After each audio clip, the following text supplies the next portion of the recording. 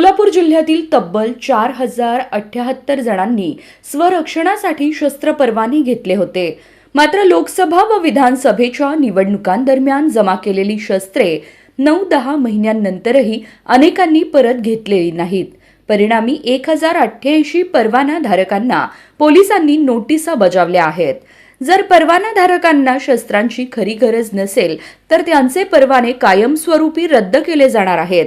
त्यांच्या परवान्यांबाबत अंतिम निर्णय जिल्हाधिकारी घेणार आहेत. सोलापूर जिल्ह्यात 4078 आणि सोलापूर शहरात 502 व्यक्तींना शस्त्र परवाने देण्यात आले होते. निवडणुकांदरम्यान 1150 शस्त्रधारकांनी आपल्या बंदुका पोलीस ठाण्यात जमा केल्या. मात्र त्यातील 1088 जणांनी अद्याप त्या परत घेतलेल्या नाहीत. पोलीस अधीक्षक अतुल कुलकर्णी यांनी ही बाब गांभीर्याने घेतली आहे. संबंधित पोलीस ठाण्यांना या परवानाधारकांची खातरजमा करण्याचे आदेश दिले आहेत. जर त्यांनी शस्त्र परत न घेतल्यास त्यांची गरज नसल्याचे गृहीत धरून परवाने रद्द करण्याची प्रक्रिया सुरू केली जाणार आहे.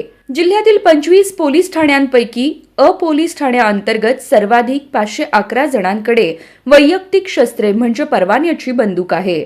मोहोळ पोलीस ठाण्याअंतर्गत 333, अंतर्गत 282, करमाळा पोलीस ठाण्याअंतर्गत 276, सांगोला पोलीस ठाण्याअंतर्गत 246, मंगळवेढा पोलीस ठाण्याअंतर्गत 244, नंदू पोलीस ठाण्याअंतर्गत 217 आणि टेंभुर्णी पोलीस ठाण्याअंतर्गत 22 बंदुका आहेत.